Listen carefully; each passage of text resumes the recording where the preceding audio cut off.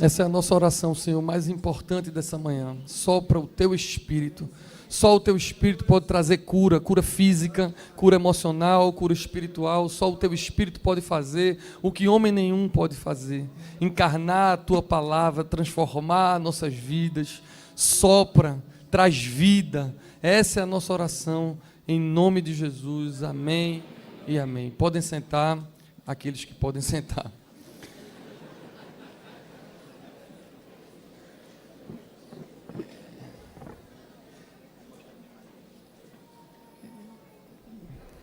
Meus irmãos, eu fico com o coração tão apertadinho. É por isso que a gente está fazendo agora 3 cultos, né? Hoje não, mas domingo que vem, dia 8, a gente tem culto às 10, culto às 16, culto às 18, para poder a gente conseguir acomodar todo mundo, porque é muita gente, assim, aí eu fico com o coração apertadinho. Mas Deus é bom demais. Irmãos, eu fui criado ouvindo quase que um mantra na minha vida, da minha mãe, do meu pai, sobretudo da minha mãe, mas também de outras pessoas que me amam, dos meus irmãos, para que eu fosse equilibrado, que não é uma coisa muito fácil, porque eu sempre fui radical demais, intenso demais, e passei a vida inteira ouvindo essas palavras assim, calma, ou então assim, Ivanzinho, meu filho, você um dia vai amadurecer. Lembro demais de ter ouvido assim, nem tudo é preto e branco, tem zonas cinzentas, mas quando muito novo, eu não via isso. Eu achava que tudo era do jeito que eu achava que era, e o que é certo é o que é certo, o que está errado, tudo preto no branco, e eu ouvia o povo dizer, você pensa assim porque não é com você. Eu ouvi isso tantas vezes. Um dia, meu filho, você vai entender por que as coisas não são desse jeito que você está dizendo. E eu brinco dizendo que nessa época eu tinha 0 filhos e 3 teorias de como criar filho. Aí depois eu tive 3 filhos e hoje tenho 0 teoria de como criar filho. Porque eu não exercitava muito a empatia. E eu acho que a gente precisa fazer isso, exercitar mais a empatia. E é por isso que talvez hoje eu encontre nas Escrituras Sagradas situações complexas que não se resolvem simplesmente ou facilmente, questões da vida para as quais não há uma resposta única, pronta, que sirva para todo mundo. E eu gosto de aprender e gosto de pensar para aplicar a palavra de Deus a partir da orientação do Espírito Santo, entendendo que muitas vezes cada caso é um caso e não existe uma regra que se aplique a todo mundo. Há poucos domingos atrás, o reverendo Igor, pregando aqui, acho que foi de manhã, falou sobre como nós preferimos princípios a regras, por conta disso, princípios orientadores. Eu gosto de pregar e gosto de liderar essa igreja, para que vocês aprendam a orar, aprendam a ler e a pensar, não focado em obedecer cegamente as regras, mas aprendendo a compreender por que é que Deus fala o que fala, por que é que você faz o que faz ou deixa de fazer. Textos como o de 1 Coríntios, capítulo 6, versículo 12, que diz assim, tudo me é lícito, mas nem tudo me convém. E eu me lembro que, talvez por gostar dessas coisas de lei também, eu me preocupava com o que era lícito. Então, todas as minhas perguntas eram o que é que pode e o que é que não pode. E há 2 semanas atrás nós tivemos, acho que foi 2 semanas atrás, foi semana passada, o café da manhã das mulheres, eu estou ficando doido. Foi semana passada, a gente teve um café da manhã com as mulheres aqui, com muitas perguntas, e eu vejo também ainda essa coisa do que é que pode e o que é que não pode, o que é lícito divorciar, é lícito tatuar, é lícito fazer isso ou deixar de fazer aquilo, muitas perguntas que vêm desse lugar de querer saber o que é lícito, mas Jesus ele sempre vem para algo mais profundo, é mais do que ser lícito, é se é conveniente, e por que é bom que a gente faça algumas coisas ou não. E aí, recentemente, uma igreja aqui da cidade me convidou para palestrar numa conferência e o título dessa conferência que eles me pediram era qual é o maior desafio para a igreja nos dias de hoje? Qual é o maior desafio? E quando eu fui orar, imediatamente a resposta que veio no meu coração foi que o nosso desafio é amar. Amar de verdade, amar na prática, amar para entender princípios muito maior do que as regras. E não é simples amar. É muito mais do que o cumprimento de regras. Porque como é que você sabe que ama? Como é que você mede que ama? Será que amar é só dizer que ama? Será que amar é só proteger ou só cuidar? E a gente podia passar muito tempo aqui falando do que é amar de verdade, mas na perspectiva cristã, amar não é necessariamente sobre aquilo que a gente faz. Amar é mais sobre a motivação do nosso coração. Sempre tem a ver com o nosso coração. Qual é a motivação do nosso coração? O apóstolo Paulo, falando naquele texto que todos conhecem, de 1 Coríntios 13, ainda que eu fale língua dos homens e dos anjos, se não tiver amor, nada serei. Ele diz, por exemplo, que ainda que eu venda todos os meus bens e entregue aos pobres, se não for motivado pelo amor, de nada vale. Ou seja, amar nem é dar tudo aos pobres, se isso não for necessariamente a motivação do meu coração. Se eu der o meu corpo para ser queimado por alguém, se não for motivado pelo amor, não vale nada. Então é mais do que dar, mais do que fazer alguma coisa em favor de alguém, é sobre o nosso coração. É a motivação do nosso coração. Se vivermos assim, amando, se nós entendermos que a vida cristã é amar na prática, esse é o grande desafio, a nossa vida vai mudar. Esse é o impacto. E aí, o que é que vai acontecer se a gente decidir amar e prescrutar o nosso coração o tempo todo para saber se o que a gente está fazendo ou dizendo, ou deixando de fazer, ou deixando de dizer, é motivado pelo amor? Quando a gente vai viver assim, necessariamente nós vamos cair na graça ou na simpatia de todo o povo. E esse é o texto que o reverendo Rodolfo leu. Atos 2:47. Hoje é um domingo pós-concílio masculino. Quantos aqui fizeram concílio masculino semana passada? Olha aí, tem umas mãozinhas ali, olha aí, umas mãozinhas ali, que coisa linda. E o concílio é maravilhoso, é a coisa mais linda do mundo.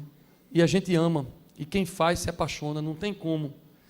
Mas por que é que a gente gosta tanto do concílio, ou dos encontros de casais, ou dos encontros de jovens, ou qualquer evento que a gente faça evangelístico aqui? Por que é que a gente gosta tanto? Será que é porque os conteúdos tratados são tão bons? Eu desafio a esses homens que levantaram as mãos aqui, se eles realmente lembram de tudo que eu falei naquele concílio. É provável que não lembrem. É provável que não lembrem dos rolhos e das coisas que a gente fez lá. Mas há vivências e experiências nesses lugares que marcam para sempre. E são experiências do amor. São experiências de serem amados. Muito mais do que os conteúdos que ouviram, eles ali são amados, são impactados pelo amor de Deus e pelo amor que é manifesto entre nós, os homens. Por isso que o concílio e os encontros de casais e de jovens caem na graça do povo, caem na simpatia do povo. O cara pode não ser cristão, o cara pode nunca mais ir na vida para a igreja, como a gente sabe que acontece, mas ele gosta daquele ambiente. Ele gosta daquele lugar, porque ali o amor é manifesto.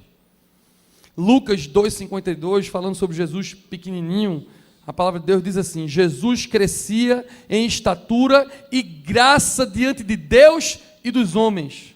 Ou seja, os homens viam Jesus crescer e ele contava com a simpatia, graça diante dos homens.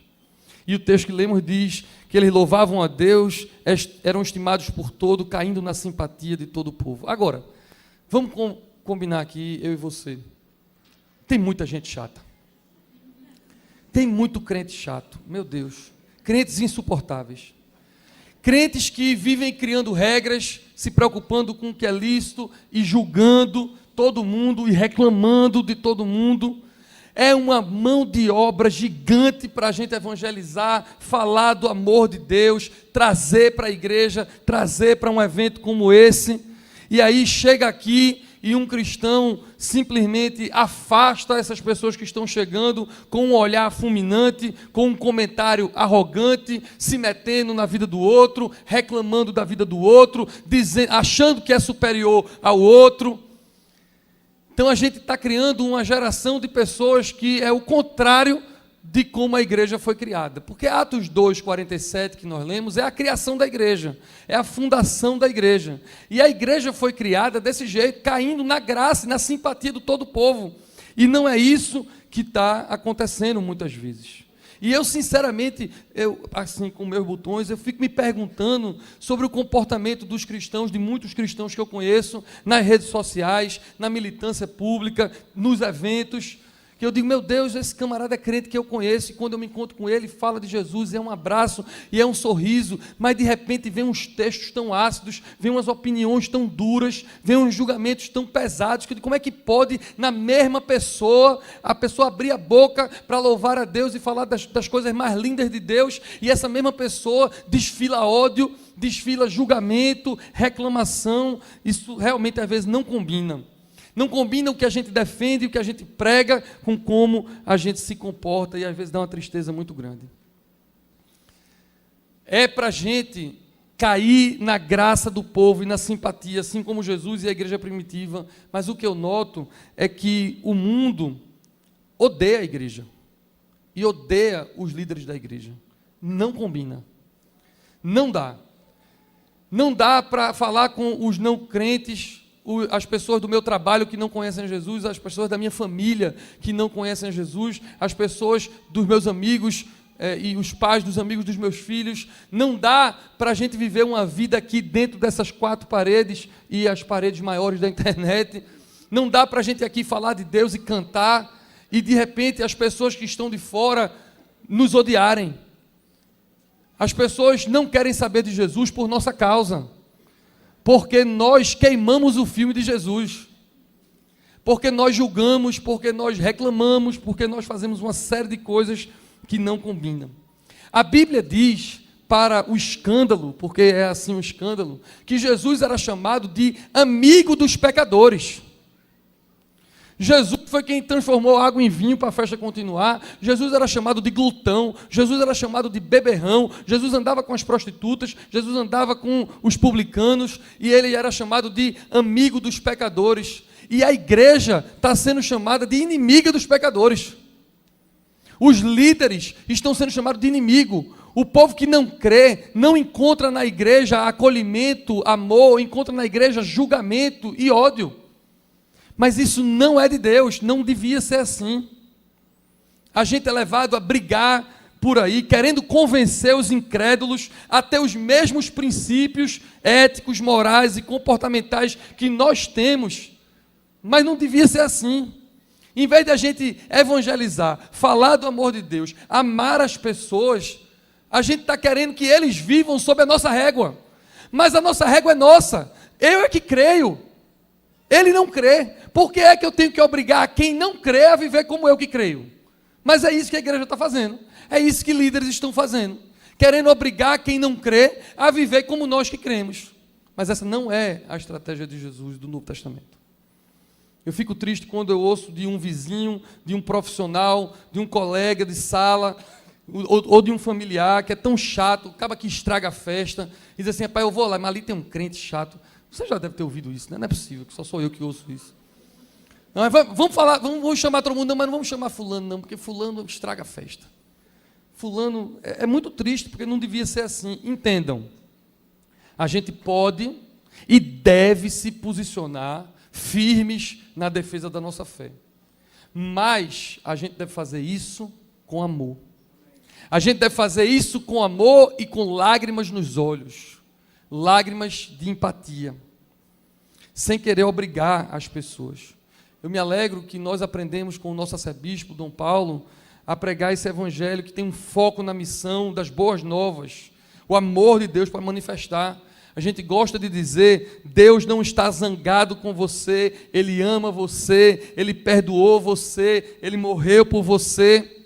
E quando eu vejo líderes e cristãos com os dentes trincados, com condenação, com imprecação, eu fico arrasado, mas eu oro para que hoje de manhã a gente saia daqui, todos nós, amando e decididos a amar. Amém? A ter empatia, conquistar a simpatia da sua família e dos seus amigos. Eu ouvi essa semana de um familiar que não é cristão, que disse: o que é que vocês estão fazendo com fulano e com cicrano? Porque depois que eles entraram na igreja, não andam mais com a gente, não almoçam mais com a gente, não convivem mais com a gente, eles estão se isolando. E aí eu disse: eu não sei o que é que a gente está fazendo com eles, mas seja o que for que a gente está fazendo, a gente está errado. E lá vai eu pedir perdão aos familiares dos cristãos, porque eu estou falhando em ensinar aos cristãos daqui da reconciliação que nós não somos chamados para nos isolar, a gente é chamado para amar. E a gente tem que amar todas as pessoas, e a gente tem que conviver com todas as pessoas para amar e manifestar o amor de Deus. Amém? Amém. Tem muita empatia. Estou me lembrando de Paula agora. Estou com o coração assim apertadinho, porque Paula, sexta-feira, fez uma cirurgia e de cálculo renal, dói que só. Aí eu estou com ela na minha cabeça o tempo todo. Paula gosta de buzinar. E o carro dela quebrou a buzina. Aí ela ligou para mim e disse: amor, tu conserta a minha buzina? Eu tive que dizer que sim, porque eu tenho juízo, mas a vontade que eu tinha era de não consertar, porque Paula é daquela que gosta de buzinar. E eu fico lembrando de uma história de uma pessoa, uma senhora, que estava num engarrafamento desses que a gente vive aqui, tipo da Agamenon Magalhães, ou da Rosa e Silva, misericórdia. E aí, essa pessoa, o carro quebrou. E o carro quebrou, e ela não entende de carro, já era uma senhora e tudo, mas aí ficou tentando ali ligar o carro, aquele aperreio que você não sabe o que faz, mas fica tentando dar uma partida, não sei o quê, e atrás dela, um cidadão desesperado, na velocidade da vida, buzinando, tem, tem. E a senhora, como quem diz assim: eu não estou andando, não é porque eu não quero não, é porque o carro está quebrado. E ela tentava dar partida, tentava ligar para o marido, e o camarada atrás dela, tem, buzinando. Aí teve uma hora que ela, bem calma, desceu do carro. Foi lá, no carro que estava atrás dela, e disse: meu senhor, tudo bom? Deixa eu lhe contar, eu não estou andando, é porque meu carro quebrou. Agora eu queria lhe pedir um favor. Eu não entendo de carro, o senhor parece entender, o senhor pode ir lá me ajudar a consertar o carro? Agora, eu vou me comprometer com o senhor o seguinte, que quando o senhor estiver lá consertando meu carro, eu vou ficar aqui buzinando para o senhor, para ver se vai. Aí o cara, obviamente, ficou constrangido. Mas é uma besteira, mas falta isso na gente. A gente não tem mais empatia. O nosso corre-corre é tão grande que a gente está preocupado com a nossa hora, a gente está preocupado com os nossos afazeres, com os nossos filhos, com os nossos umbigos, com os milagres que a gente precisa, e a gente esquece de amar, a gente esquece de manifestar o amor de Deus em todos os lugares. Agora, eu disse no começo, nem tudo é preto no branco. Tem zonas cinzentas. E uma coisa é cair na graça e na simpatia do povo e amar, mas outra coisa é negociar a fé e relativizar o pecado. Aí não. Isso a gente não deve fazer. Lucas, capítulo 6, diz assim: ai de vocês quando todos vos elogiarem. Os antepassados elogiaram os falsos profetas também.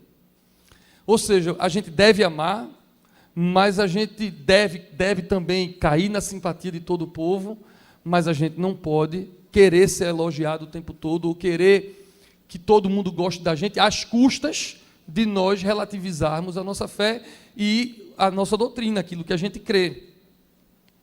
A verdade liberta, mas é necessariamente verdadeiro que o Evangelho atrai oposição, atrai perseguição. Jesus diz no Sermão do Monte, lá em Mateus 5, que nós seremos bem-aventurados quando formos perseguidos pelo Evangelho. Como assim? A gente vai ter simpatia do povo ou a gente vai ter oposição e perseguição? Está vendo que tem coisa que é cinzenta? Está vendo que tem coisa que não é tão fácil? Você tem que cair na simpatia do todo o povo e tem que estar pronto para ser perseguido também.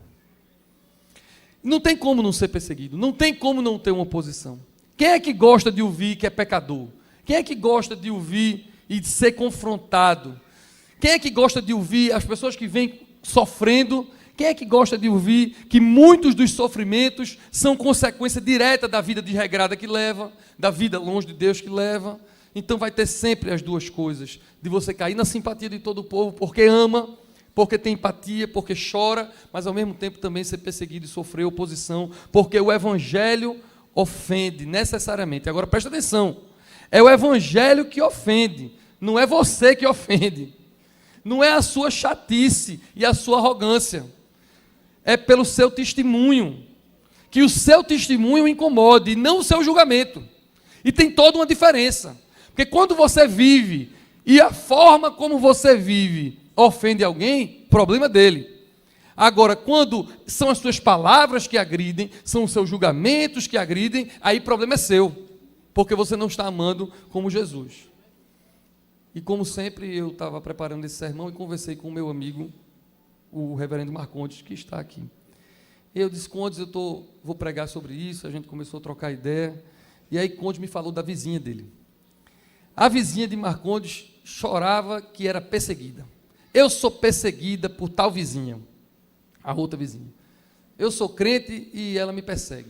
E aí Condes ficou naquela de, rapaz, coitada, né? O crente, a vida do crente não é fácil. E a moça perseguida. Mas depois que Condes olhou mais um pouquinho, viu que ela não era perseguida pelo evangelho, não. Ela era perseguida porque ela era péssima vizinha, botava lixo no lugar da vizinha, ela fazia tudo de errado com a outra. Então a outra tratava ela mal, não é porque ela era crente e ela estava sendo perseguida, não. Tratava ela mal porque ela era uma mala sem alça. E você está aqui hoje de manhã para entender que você deve cair na simpatia de todo o povo, mas não deixe ninguém com raiva de você pelas suas malícias, não. Você tem que ser uma pessoa boa, você tem que amar e fazer a diferença. E a perseguição sobre você, a oposição, vai ser pelo seu testemunho. E faz toda a diferença. E agora? E esse desafio? Ivanzinho, qual é o desafio? O desafio é amar de verdade. Amar na prática e não de boca. E a minha oração, nessa manhã, é que a gente saia daqui para amar, para fazer amigos, para conectar com pessoas. A gente é uma igreja grande. E porque somos uma igreja grande, a gente tem condição de impactar mais com esses cursilhos, com esses encontros de casais e de jovens e toda essa movimentação. Mas a gente não pode perder a conexão com as pessoas. Falar de Jesus e evangelizar tem a ver com isso. Joseph Aldrich diz assim, amizade é a chave da evangelização. E é por isso que eu insisto tanto nos discipulados, porque são lugares onde a gente cuida do amor na prática, acolhe as pessoas. Ah, pastor, o senhor está falando isso aí, e é muito bonitinho, mas as pessoas de fora têm que nos respeitar. Aí, quando eu pensei nisso, disse a Marcondes, aí Marcondes disse assim, queremos que a sociedade nos respeite, mas respeito não se compra, respeito se adquire, se conquista, e respeito se conquista com respeito e não com despeito. E tem muito crente com despeito. Tem muito crente que não respeita e exige respeito. E deve começar por nós. Hoje, mais cedo, nós estávamos lá na Capela do Espírito Santo orando. A gente faz isso sempre, você é convidado. Todo domingo, antes dos cultos, a gente está ali orando no Ministério de Intercessão. E estávamos orando, Cíntia começou a cantar uma música antiga, que eu acho linda. A começar de mim, quebra os corações. Tem que começar de você. Você não pode cobrar que os outros façam as coisas se não começar de você. Se você não estiver quebrantado, se você não estiver amando, comece de você e respeite. Por que esse sermão, pastor? Porque a gente entende errado o que essa igreja muitas vezes acha que vem para cá para se isolar. Mas Jesus não orou para a gente sair, se isolar do mundo.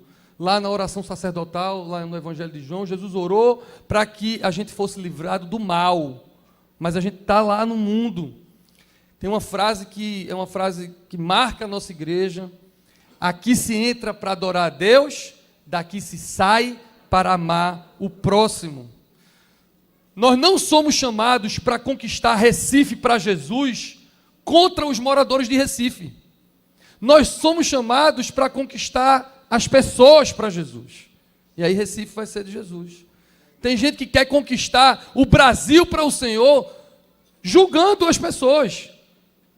E você deve conquistar as pessoas. E aí o Brasil vai ser do Senhor Jesus. A sua casa vai ser do Senhor Jesus quando você conquistar a sua casa, quando você amar a sua casa. Eu vim aqui para dizer para você que a sua missão não está só nos encontros de casais, nos encontros de jovens, aqui na igreja ou nos cursilhos. A sua missão começa na sua casa, no seu trabalho, com aqueles que não creem, quando você decidir amar de verdade. A gente é treinado a amar nos eventos. Quando você vai trabalhar num cursilho, deixa eu dizer para vocês que nunca trabalhou, tem muitas reuniões preparatórias. São quantas reuniões preparatórias, Breno? 6 reuniões preparatórias. No encontro de casais, a mesma coisa. A gente vai ter encontro de casais agora, semana que vem é outra, e eles estão toda quinta-feira se reunindo, tem, acho que 6 também, não sei quantas reuniões. A gente é treinado nesses eventos aqui da igreja, os introdutores, os pastores, a gente é treinado nas coisas da igreja, aprender a amar, aprender a ter paciência. Chega uma turminha no cursilho chata, viu? Chega uma turminha que reclama da cama, reclama do barulho, reclama de tudo. Chega uma turminha, reclama, a coisa que dá mais trabalho, vou fazer terapia aqui com vocês agora, viu? Pense numa mão de obra, é o povo do departamento infantil. Não dão um dia de serviço, não ajuda em nada, não há nada, nem R$1 ajuda, mas para reclamar dos professores, para reclamar da organização. A turma chega para reclamar de tudo. A gente faz os eventos, chega gente complicada, mas a gente é treinado para quê? Para dar um sorriso, para amar, e a gente recebe aquela pessoa chata para torar a boca do balão, dizendo, oh, seja bem-vindo, vai dar certo, tudo vai funcionar.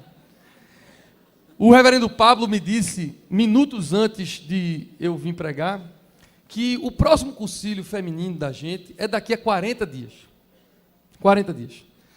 Quantas vagas tem para o cursilho? Nenhuma, acabou as vagas. Se você quer fazer cursilho, só ano que vem. Porque não tem mais vaga. Aí vai chegar gente chata. Para mim e para ele. Se prepare, meu amigo. Vai chegar. Ele já sabe, porque ele tem muita experiência nisso. Que nós não temos coração, porque fulana precisa muito. Fulana está para se matar amanhã, se não fizer o cursilho. E chega gente cobrando, e julgando, e brigando. E como é que o pastor Pablo faz? Minha irmã, Deus tem um propósito para tudo. Eu não posso tirar alguém que já está lá para colocar ela. E a gente é treinado para amar nesses eventos. Por isso que nesses eventos é tanto amor. Mas eu vim aqui hoje de manhã para treinar você para amar na vida.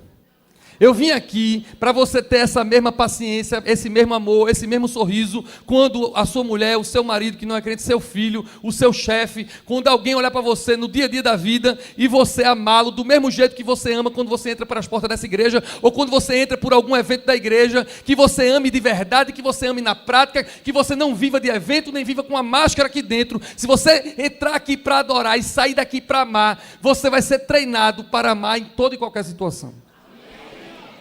Eita, glória a Deus, peguei água agora. Ó, vê que coisa linda. Quando a gente é treinado para amar, amar em casa, amar em todo canto, a gente fica procurando oportunidade para amar e manifestar o amor de Deus. E eu vi uma história linda de uma vendedora que queria manifestar o amor de Deus. Vendedora de loja de roupa, feminina. E estava lá uma loja e as roupas para as mulheres mais gordinhas já tinham sido vendidas. Só tinha roupa, sei lá, eu ia dizer um número aí, 36. Elaine me disse 36. Só tinha roupa 36 e tudo. E entrou uma mulher mais gordinha. E a vendedora já ficou arrasada quando viu ela entrando. Porque viu ela nas araras olhando as roupas e ela sabia que não ia ter nenhuma para aquela moça. E ela ficou orando, querendo manifestar o amor de Deus.